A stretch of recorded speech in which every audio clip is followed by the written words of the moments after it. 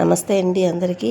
ఈరోజైతే మన కిచెన్లోని చిన్న చేపలు ఉంటాయి కదండి, గులివెందులు అంటారు కదా, ఆ చేపల పులుసు తయారు చేయడం చూపిస్తాను. అది నేనైతే అలా తయారు చేస్తాను చూడండి. చాలా సింపుల్ అండి. చేపల పులుసు ఇలా తయారు చేసుకోండి. చిక్కగా ఉంటుంది, చాలా కమ్మగా ఉంటుంది, పుల్లగా కారం కారంగా చాలా రుచిగా ఉంటుంది. దీనికోసం చిన్న గులివెందులు తీసుకోవాలండి. దీనికి ముళ్ళు ఉండదు. శుభ్రంగా ఉప్పు నిమ్మరసం వేసి శుభ్రం కడిగేసిన తర్వాత అస్సలు నీళ్ళు లేకుండా తీసుకొని ఒక ప్లేట్లో వేసుకొని వాటిలోని పావు స్పూన్ పసుపు, పావు స్పూన్ కారము, కొంచెం పావు స్పూన్గా తక్కువే ఉప్పు, ఒక నిమ్మకాయ అరచెక్క నిమ్మరసం పిండుకొని చేపలకి ఉప్పు పసుపు కారము నిమ్మరసం పట్టించుకొని పక్కన పెట్టుకోవాలండి. మసాలాన్ని ప్రిపేర్ చేసుకున్నాక ఇవి కొంచెం నానతాయి అన్నమాట. ఈ ఉప్పు కారమే బాగా పీల్చుకుంటాయి. ఇవి పక్కన పెట్టుకున్న తర్వాత అవి 1/2 కేజీ గులివెందులండి. 1/2 కేజీ మాకైతే 100 రూపాయలు తీసుకున్నారు. మరి ఆ చేపలు మీరైతే ఏమని పిలుస్తారో వీరైతే కామెంట్ చేయండి. అయితే 2 మీడియం సైజు ఉల్లిపాయలు, 1 ఇంచి అల్లం ముక్కలు, అలాగే 5-6 వెల్లుల్లి రెబ్బలు, 1 స్పూన్ సోపు, 1/2 స్పూను జీలకర్ర, 1/2 స్పూను ధనియాలు, 5-6 యాలకులు, అలాగే లవంగాలు ఒక 6 నుంచి 8 వరకు లవంగాలు, 3 ఎండుమిరపకాయలు. ఇవన్నీ కూడా చక్కగా మసాలా పట్టుకోవాలండి. మిక్సీ పట్టేసుకుంటే మసాలా పేస్ట్ రెడీ అయిపోతుంది, ఆనియన్ మసాలా పేస్ట్. ఇప్పుడు ఒక టమాటా పండు ఇలా 4 నుంచి 8 ముక్కలుగా చేసుకొని నిమ్మకాయ సైజ్ అంతా చింతపండు తీసుకొని నానబెట్టుకోవాలి. ఈ 1/2 కేజీ గులివెందులకి ఈ మెజర్మెంట్స్ చెప్తున్నానండి. ఇలాగ ఇప్పుడు మనం అవన్నీ రెడీగా ముందు పెట్టుకొని ప్యాన్లోని 2-3 స్పూన్లు ఆయిల్ వేసుకోండి. ఆయిల్ హీట్ అయిన తర్వాత మనం గరం మసాలాలు, అల్లం వెల్లుల్లి అన్నీ వేసి ఆనియన్ మసాలా రెడీ చేసుకున్నాం కదా, ఆనియన్ మసాలా ఆయిల్లో వేసి కొంచెం కరివేపాకు వేసుకొని చక్కగా వేయించుకోవాలి. ఇప్పుడు మనం అల్లం వెల్లుల్లి పేస్ట్ వేయక్కర్లేదండి. కారం కూడా చాలా తక్కువ పడుతుంది. అది చూసుకొని మన రుచిని బట్టి, మనం తినే కారాన్ని బట్టి అడ్జస్ట్ చేసుకుని వేసుకుంటే సరిపోతుంది.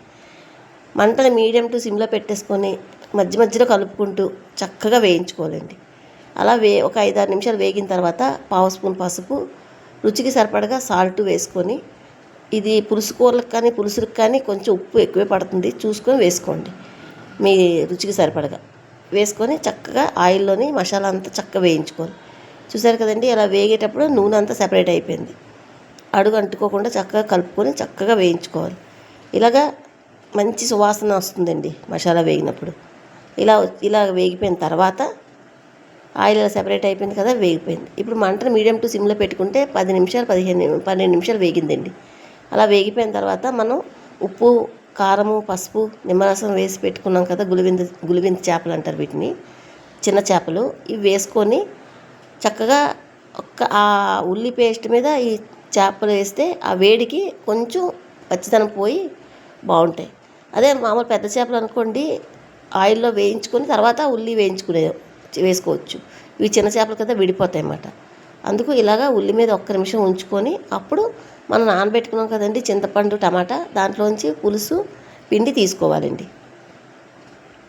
తీసుకొని అలా కొంచెం సుతారంగా కలుపుకోవాలి.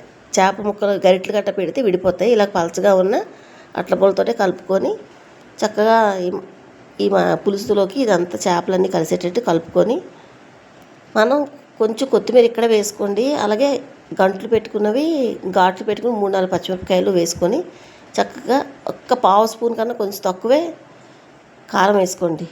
కాశ్మీరీ లాల్ కారం ఉంటుంది కదా, అది వేసుకోండి. అది వేసుకుంటే కారం తక్కువ ఉంటుంది, కలర్ఫుల్గా ఉండి రుచి బాగుంటుంది. మామూలు కారం వేసుకుంటే కారం ఎక్కువైపోద్ది, చూసుకొని అడ్జస్ట్ చేసుకుని వేసుకోండి. ఇలాగ ఈ చిన్న చేపల పులుసు ఇలాగైతే నేను తయారు చేస్తానండి.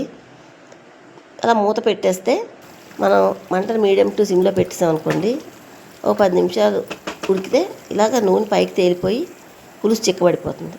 మీకు పులుసు పలచగా కావాలా చిక్కగా కావాలన్నది మీ కన్సిస్టెన్సీ ప్రకారం వేసుకోండి. కానీ ఇలా తయారు చేసుకుంటే ఈ పులుసు రైస్లోకి బాగుంటుంది, చపాతీలోకి కూడా చాలా చాలా బాగుంటుంది. ఇలా చిన్న చేపలు లేదా గులివెందుల పులుసు ఇలా తయారు చేస్తామండి.